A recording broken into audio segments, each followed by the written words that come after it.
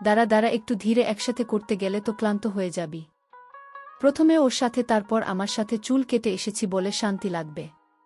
খোলা আকাশের নিচে বেশি আনন্দ পাওয়া যায়, আগে যা কোনোদিন পাসনি, আজ সব পাবি। আমার নাম রনি। এটা কোম্পানিতে কাজ করি, আর কর্মসূত্রে বাড়ির বাইরে থাকি। একা একটা বাড়ির উপর তলাটা ভাড়া নিয়ে, বয়স 25।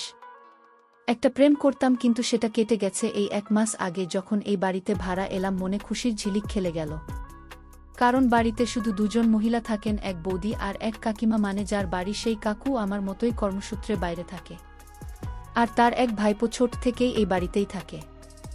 সে এখন মিলিটারিতে চাকরি করে, কাজেই ওই 2 জনের স্ত্রী শুধু এই বাড়িতে থাকে। হ্যাঁ, সাথে অবশ্যই একজন কাজের লোক থাকে।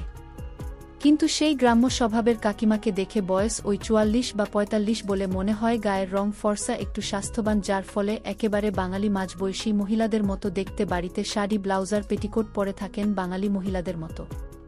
তার সবচেয়ে আকর্ষণীয় হচ্ছে চোখ দুইটা, দেখতে এমনিতে সুন্দর আর মোটামুটি মাঝে, কিন্তু চোখ দুটোর জন্যেই রূপসী মনে হয়। নাকের নিচে একটা তিল আছে, সাথে একটা মিষ্টি হাসির এক্সপ্রেশন মুখে লেগেই আছে। এক কথায় দেখেই সবার মন জুড়িয়ে যায়।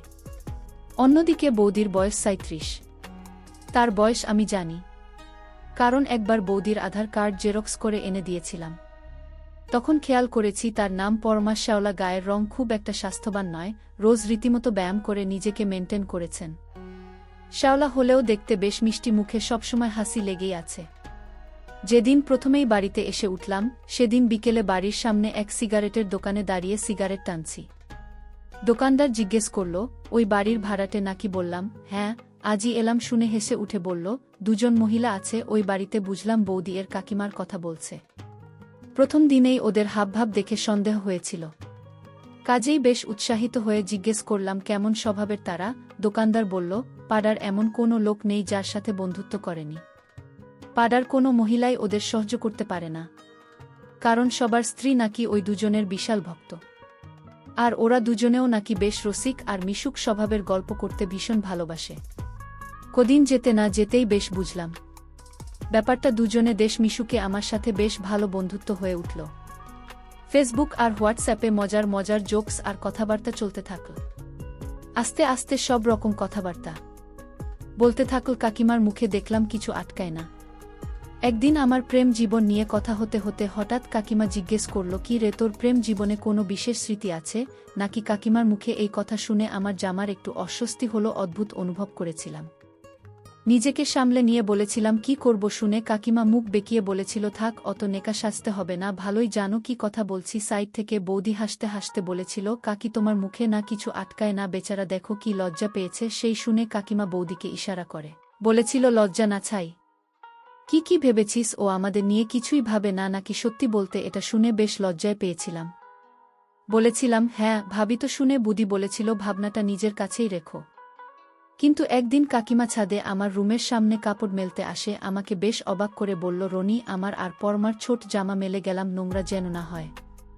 আসলে একদিন কারো একজনের জামা এরকম ভাবেই ছাদে মেলা ছিল, আর আমি সেটা নামিয়ে রেখেছিলাম। যদিও তাতে তেমন কোনো সমস্যা হয়নি, তবুও বুঝলাম কোনো না কোনো ভাবে ধরা পড়ে গেছি।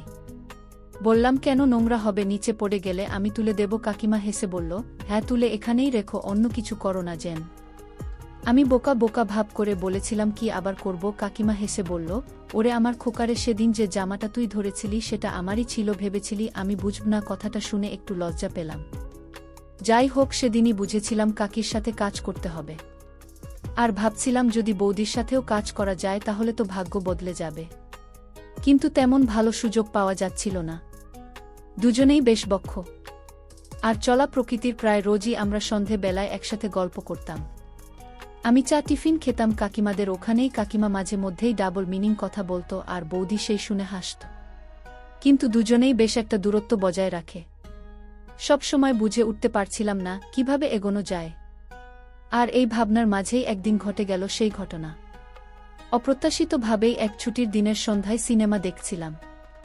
ভেবেছিলাম সিনেমা দেখে একটু কাজ করব, তারপর চা খেতে বৌদিদের কাছে যাব। দরজাটা বোধহয় ঠিক করে লাগায়নি।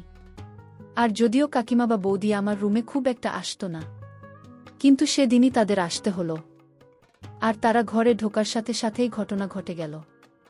হঠাৎ কাকিমার বৌদি ঢুকে পড়ল। আমরা তিনজনই অবাক হয়ে গেলেও কাকিমা দেখলাম দ্রুত ব্যাপারটা সামলে নিল। বৌদিকে প্লাস্টিকের ব্যাগ হাতে দিয়ে বলল, যা এগুলোকে সাজিয়ে নিয়ে আয়, এই ব্যাটার যা হাল এর দ্বারা হবে না। এই বলে কাকিমা মুচকি হেসে বলল, যাও একটু ফ্রেশ হয়ে এসো। আমার একটু অস্বস্তি হচ্ছিল, আর ভাবিছিলাম আসার আর সময় পেল না। কাকিমা বলল, এগ রোল এনেছি।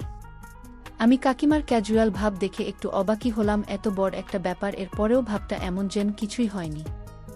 আমি উঠে বাথরুমে গিয়ে ফ্রেশ হতে হতে ভাবলাম আজ হয়তো একটা নতুন অধ্যায় শুরু হতে পারে। বাথরুম থেকে ফিরে দেখি বৌদি আর কাকিমা এগ রোল খাচ্ছে। বন্ধুরা, এ সময় কিছু ঘটনা ঘটে যেগুলো সরাসরি বলা যাচ্ছে না। তোমরা কমেন্টে দেওয়া লিঙ্ক থেকে আমার ওয়েবসাইট ভিজিট করো, সেখানে একদম খোলামেলা গল্প দেওয়া আছে। কাকিমা এবার উঠে বিছানা ছেড়ে বাথরুমের দিকে যেতে যেতে বলল, নে এবার তোরা কাজ কর, তোর বৌদির সমস্যা এখনও সমাধান হয়নি। আমি চললাম রান্না চাপাতে। রাতে খেয়ে দে, তারপর তোদের সাথে বোঝাপড়া আছে। কাকিমা চলে যেতেই বৌদির সমস্যা সমাধান করতে লাগলাম। বন্ধুরা, তোমরা নিশ্চয়ই বুঝতে পেরেছ কিসের কথা বলছি। দেখতে দেখতে 1.5 মাস কেটে গেছে। এর মধ্যে রোজই কাজ করতাম আমরা বৌদির সাথে। আমার সম্পর্কটা শুধু কাজের মধ্যে সীমাবদ্ধ নেই, বেশ একটা গভীর বন্ধুত্বে পরিণত হয়েছে। কেউ কাউকে অবশ্য ভালোবাসিনি আমরা, কিন্তু দুজনেই বুঝি দুজনের মনে কি রয়েছে। কাকিমা ও আমাদের একা সময় কাটানোর জায়গা করে দেয়া। মাঝে মধ্যেই শুধু আমি আর বৌদি একসাথে সময় কাটাই, সেখানে আবেগটাই বেশি থাকে। কিন্তু কাকিমার সাথে থাকলেই আবেগটা আর থাকে না, অন্য কিছুতে পরিণত হয়।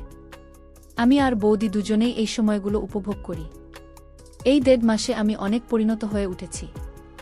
এখন আর আগের মতো সহজে হাল ছেড়ে দিই না। কাকিমার বৌদি একসাথে থাকলেও না, ওরাও নিজেদের মধ্যে বলাবলি করে যে আমি নাকি কাজে আস্তে আস্তে দক্ষণ হয়ে উঠছি। এর মধ্যেই একদিন সম্পূর্ণ অন্যরকম এক অভিজ্ঞতা হলো। সেদিনটা রবিবার ছিল, ছুটির দিন। কাকিমার দুপুরে স্নান করে আমাকে বলে রেখেছিল, আর কাজ করার সময় অনেক ধৈর্য ধরতে হবে। পুরো আগুন হয়েছিল। সন্ধ্যায় কাকিমার সাথে বৌদিও যোগ দিল। পরিবেশটা ছিল দারুণ প্রাণবন্ত। ঘণ্টাখানেক পর কাকিমার বৌদি বিশ্রাম নিচ্ছিল, আমি শুয়ে আছি। এমন সময় কাকিমার ফোনটা বেজে উঠল। ফোনটা হাতে নিয়ে কাকিমা বলল, মলি কল করেছে বলেই একটা দুষ্ট হাসি। কাকিমা ফোনটা রিসিভ করে বলে উঠল, কি রে, এতদিন পর মনে পড়ল? ওপার থেকে কি জবাব এল শুনতে পেলাম না, শুধু একতরফের কথাই শুনতে পাচ্ছি। সেই ব্যস্ততা থাকবেই।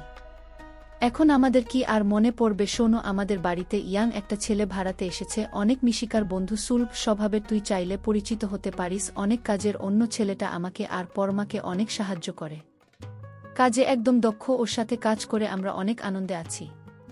তাদের কথা শুনে বুঝলাম এই মলিও তাদের মতোই। বৌদিকে আসতে করে জিজ্ঞেস করলাম, কে এটা? বৌদি বলল, মলিদি কাকিমার ননদ। আমি দিদি বলেই ডাকি, আমার থেকে 1 বছরের বড়। বললাম, এও কি তোমাদের মতোই নাকি? বৌদি শুনে শুধু হেসে উঠল, কিছু বলল না আমাকে। ওদিকে কাকিমার ফোনে কথা তখন চলছে, কি আর করবি তুই, যা জিনিস। তোর কথা ভাবলে আমার কেমন যেন মনে হয়। তোর অফিসের ছেলেগুলোর আর দোষ কোথায়? কাকিমা ফোনে আমার সম্বন্ধে অনেক কথা বলছিল, এসব বলাতে বেশ ভালোই লাগছিল। নতুন ভাড়াটে, হ্যাঁ, ট্রেনিং দিচ্ছি বলে হাসতে লাগলো। কাকিমাকে এত হাসতে দেখিনি। এর আগে বুঝলাম বৌদি থেকেও বৌদির নন্দে কাকিমার বেশি কাছের বন্ধু। কাকিমা মলিদির কাছে আমার নামে অনেক প্রশংসা করেছে বলে মলিদি আমার সাথে সাথে ভিডিও কলে কথা বলতে চায়, আমার সাথে পরিচিত হতে চায়। যদি তার হয় তাহলে কাজও জুটতে পারে। একটু পর ভিডিও কল দেওয়া হলো। মলিদি আমাকে দেখে অনেক খুশি হয়েছে। সেদিন কলে যা হয়েছিল তা আসলেই অনেক মজা ছিল। বন্ধুরা, ইউটিউবের কড়া নিয়মের কারণে এসব ঘটনা সরাসরি বলা যাচ্ছে না। তোমরা কমেন্টে দেওয়া লিঙ্ক থেকে আমার ওয়েবসাইট ভিজিট করো, সেখানে একদম খোলামেলা গল্প দেওয়া আছে। এরকম একটা বাড়িতে এসে আমার ভাগ্য বদলে গেছে। এরকম বাড়ি হাতছাড়া করতে আমি রাজি না। তাছাড়াও সময়টা ছিল দুর্গাপুজোর। দাদা এসেছে, সেজন্যেই কাকিমার বড় ছুটি পায়নি। আমিও বাড়ি গেলাম কিছুদিনের জন্য। 1 মাস কেটেও গেল দেখতে দেখতে। আমি 15 দিন আগেই দাদারও ফেরার দিন চলে এল। দাদার যাওয়ার ট্রেন ভোর 4টার সময় বেরোবে, 3টের দিকে। এই কদিনে দাদার সাথে 2-3 বারই কথা হয়েছে। আমারই অবশ্য লজ্জা লাগছিল কথা বলতে, কেননা বৌদিকে অনেক কাজে সাহায্য করেছি। যাই হোক, আমার অত ভেবে কাজ নেই। আমার যা দরকার তা তো ভালো মতোই হচ্ছে। সেদিন রাতে আর ঘুমালাম না, জানি দাদা বেরোলেই আবার শুরু হবে। আমিও 1 মাস একঘেয়েমি জীবন যাপন করেছি। চাতক পাখির মতো অপেক্ষায় আছি। আবার সবার সাথে হাসি আনন্দের সময় কাটানোর জন্য শুয়ে শুয়ে কাইমার বৌদির কথা ভাবতে ভাবতে প্রায় ঘুমিয়েই পড়েছিলাম। এমন সময় একটা গাড়ির হর্ন আর গ্রিলের গেটের শব্দে ঘুম ভেঙে গেল। বুঝলাম দাদা বিদায় নিয়েছে। আস্তে করে উঠে ছাদে গেলাম। নভেম্বর মাস, হালকা ঠান্ডা পড়েছে, কুয়াশা হালকা হালকা। ছাদের আলোটা বন্ধ করে সিগারেট ধরালাম আর একটা প্ল্যান মাথায় এল আর কাকিমার বৌদির সাথে এই খোলা আকাশের নিচে অনেক গল্প করব। কিছুদিন আগেই কালীপুজো গেছে, হালকা চাঁদের আলো ফুটতে শুরু করেছে অমাবস্যার পর। একটা মায়াবী আলো ভরে গিয়েছে ছাদটায়। এই আলোর নিচেই আজ গল্প করব। এইসব ভাবতে ভাবতেই শুনি পায়ের শব্দ। অনেক চেনা লাগছিল এই পায়ের শব্দ। বুঝলাম বৌদি আসছে, তবে একাই আসছে। আমি তাকিয়ে রইলাম ছাদের দরজার দিকে। একটু পর উঠে এল বৌদি। আমি দরজা দিয়ে উঠে বাম দিকে কিছুটা এগিয়ে দাঁড়িয়ে। বৌদি ছাদের আলো বন্ধ দেখে একটু দাঁড়িয়ে গেল। চাঁদের আলো থাকলেও সেটা এমন নয় যে বৌদি আমাকে দরজার সামনে থেকে দেখতে পাবে। বৌদি এবার ছাদের আলোটা জ্বালাতে যেতেই আমি দৌড়ে চলে গেলাম বৌদির কাছে। আচমকা কাউকে এভাবে সামনে আসতে দেখে বৌদি ভয় পেয়ে চেঁচিয়ে উঠল। আমি বললাম, কি গো, ভয় পেয়ে গেলে নাকি? বৌদি বলে উঠল, খুব দুষ্টু, খুব দুষ্টুদের মতো আচরণ করলে মেরেই ফেলব। এভাবে কেউ ভয় দেখায় নাকি? আমি বললাম, আমাকে মেরে ফেললে কে তোমার কাজে সাহায্য করবে? বৌদি লজ্জা পেল। হয়তো 1 মাস আমার কাছে আসেনি বলে একটু লজ্জা পাচ্ছে। হালকা চাঁদের আলো, বৌদির মুখ এবার দেখা যাচ্ছে এই মায়াবী আলোতে। শ্যামলা মিষ্টি মুখ, জানো, আরও বেশি মায়াবী মনে হচ্ছে। বললাম, লজ্জা পেলে নাকি? বৌদি বলল, তো পাব না। কি সব বলছো? বললাম, একটু পরে নিজেই তো বলবে এভাবে কাজ করা, ওভাবে কাজ করো। আর কাকিমা আসলে তো কথাই নেই। বৌদি বলল, কি করব বলো, তোমরাই তো আমার আপন মানুষ। আমার পরনে একটা টি-শার্ট আর বৌদি নাইট-ই পরেছে। রংটা ঠিক বোঝা যাচ্ছে না, তবে এটা যে আগে পড়েনি সেটা বুঝতে পারছি। হয়তো দাদা কিনে দিয়েছে। বললাম, কাকিমা কই? বৌদি এবার একটু রাগ দেখাল। বলল, ও কাকিমাকে দিয়ে কি হবে? তাহলে ছাড়ো আমাকে, আমি গিয়ে ডেকে দিচ্ছি। আমি হেসে উঠলাম আর বললাম, জিজ্ঞাসা করলাম কারণ? তখন তোমার সাথে সময় কাটাতে পারব সেটা জানার জন্যে। বৌদি হালকা হাসি দিয়ে বলল, কাকিমা ঘুমোচ্ছে। ভেবেছিলাম আমরা 3 জন মিলে এই খোলা আকাশের নিচে অনেক গল্প করব, কিছু তার হলো না। বৌদি বলল, আমি তো আছি, আমার সাথে গল্প করো। এরপর আমি আর বৌদি সারা রাত চাঁদের আলো, খোলা ছাদের নিচে অনেক গল্প করেছি।